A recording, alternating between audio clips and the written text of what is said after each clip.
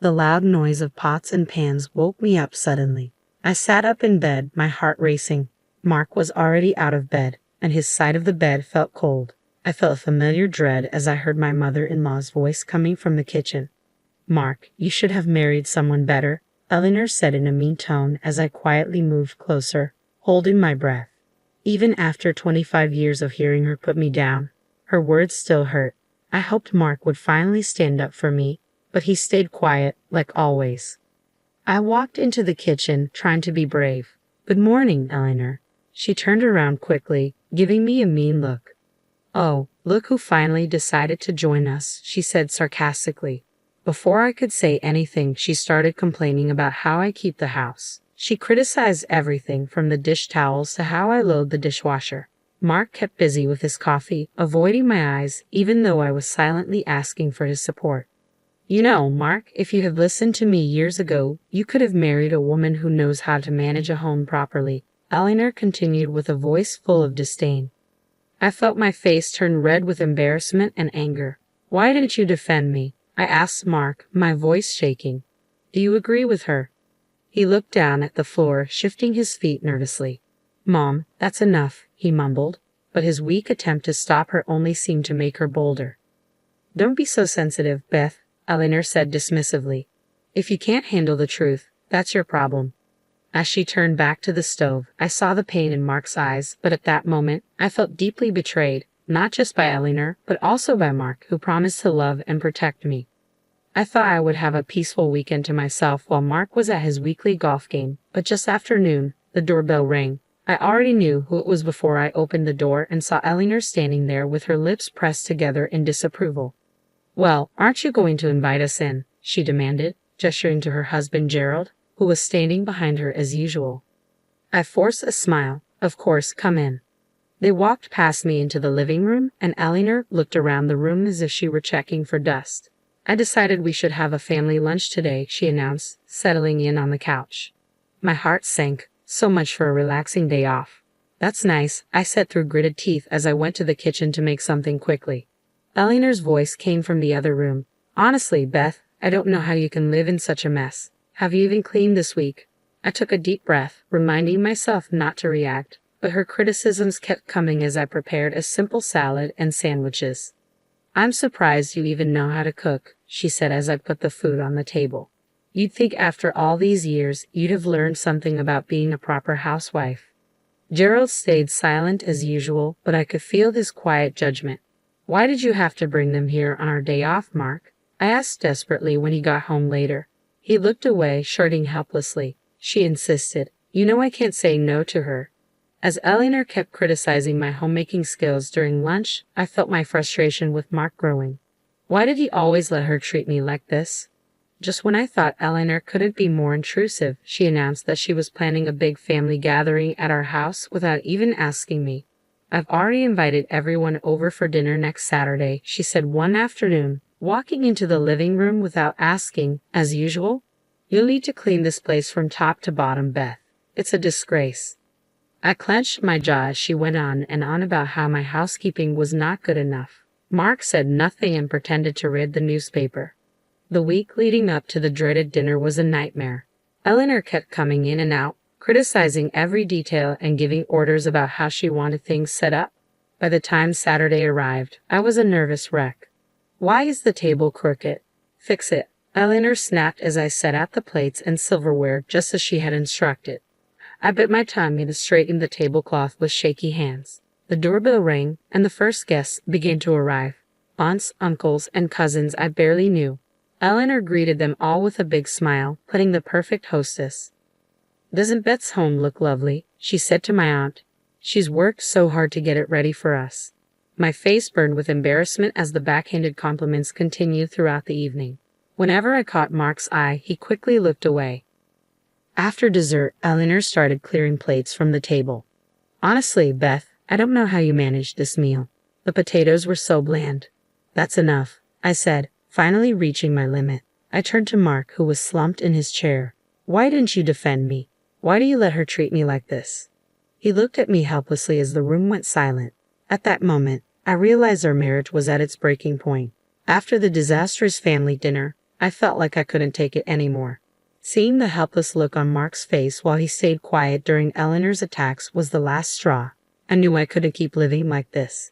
The next day, I called my best friend Linda. She has known me since we were kids and is always brutally honest, even when I don't want to hear it. "You have to get out of that toxic situation, Beth," Linda said firmly after I told her about Eleanor's latest insults.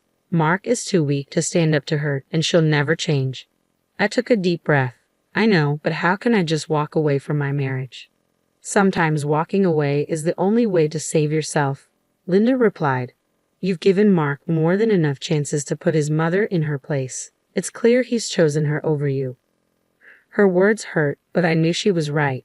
As much as I loved Mark, I couldn't keep exposing myself to Eleanor's cruelty and his unwillingness to act.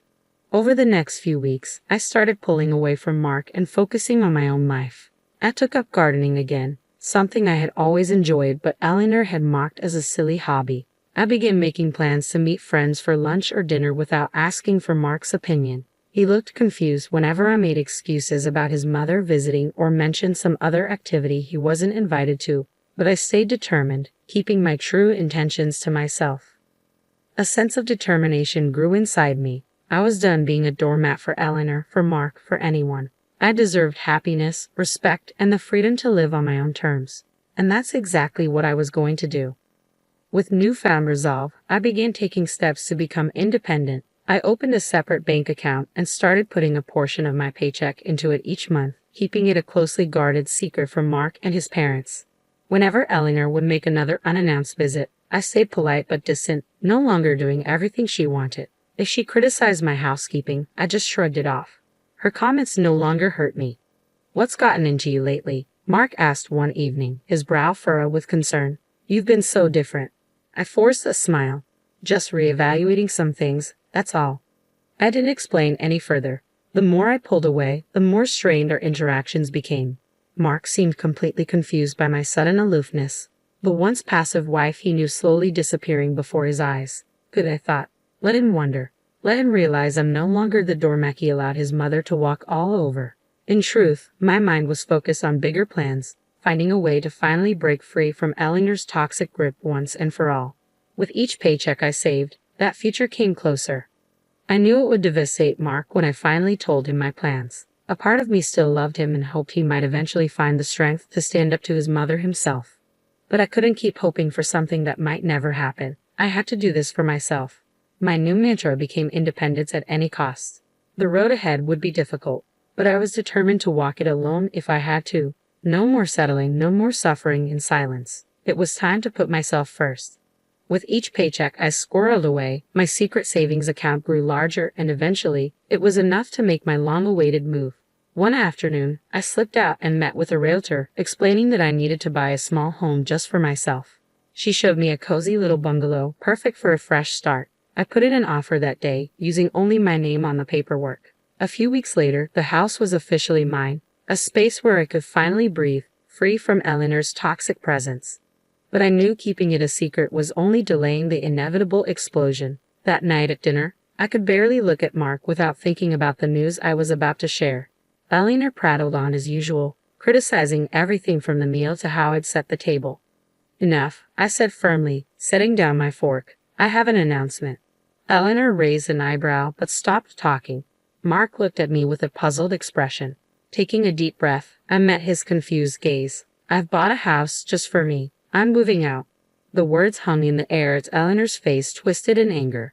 "You ungrateful little, how dare you make decisions like that without consulting me?" she yelled.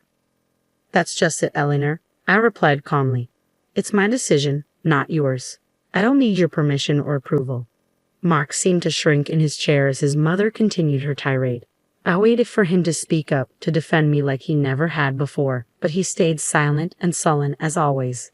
In that moment, I felt both liberated and heartbroken. Leaving was the right choice, yet Mark's passivity showed how little he valued me after all these years. "Mother, stop," he finally mumbled. "Beth deserves her peace." After I announced my decision to leave, an uneasy silence fell over the house. Eleanor had stormed off in anger, as I expected, but it was Mark's lack of reaction that hurt me the most. He sat there with his shoulders slumped, unable to look at me, as if I had just blindsided him instead of standing up for myself after years of torment. "Well?" I asked when the silence dragged on. "You've had plenty of chances to defend me against your mother's cruelty. What are you going to do?" Mark opened his mouth, then closed it again. I could almost see the struggle within him, a lifelong tug of war between his controlling mother and his desire to please everyone. I'm sorry, Beth," he finally said, his voice barely a whisper.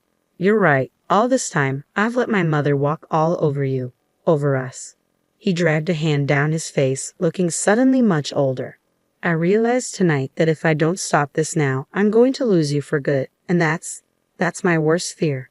Tears filled my eyes despite my determination. Hearing him actually acknowledge the dysfunction and admit how much he failed me broke through the wall I'd built. "For once in your life, you need to choose," I said, my voice trembling. "Your mother or me, because I won't live like this any longer." Mark's jaw tightened, and I saw a flicker of determination I hadn't seen in years.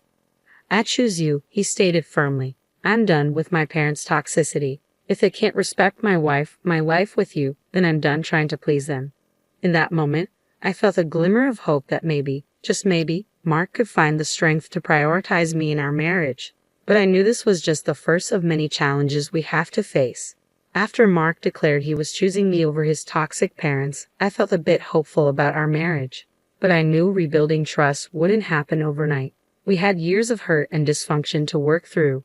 In the days that followed, Mark seemed more confident in his decision. He stopped taking Eleanor's calls and ignored her increasingly angry voicemails demanding explanations. "I finally feel free," he admitted one evening over dinner, "like a weight has been lifted off my shoulders." I smiled cautiously, still afraid to get my hopes up too much. "I'm glad you're seeing things clearly now, but you know your mother won't give up easily." Sure enough, within a week, Eleanor showed up unannounced, banging angrily on the door. "Mark, you can't shut me out like this. We're family." To my surprise, Mark didn't even flinch. He just pulled aside the curtains to reveal her red, angry face and then turned his back.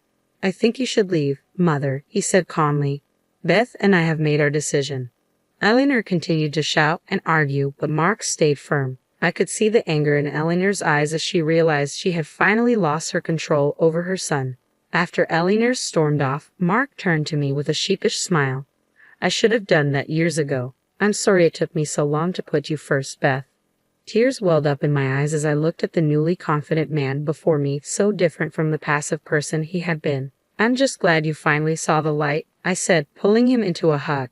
It would take time to fully regain my trust, but in that moment, I felt a deep sense of hope for our future. A future for just the two of us, finally free from Eleanor's toxic influence.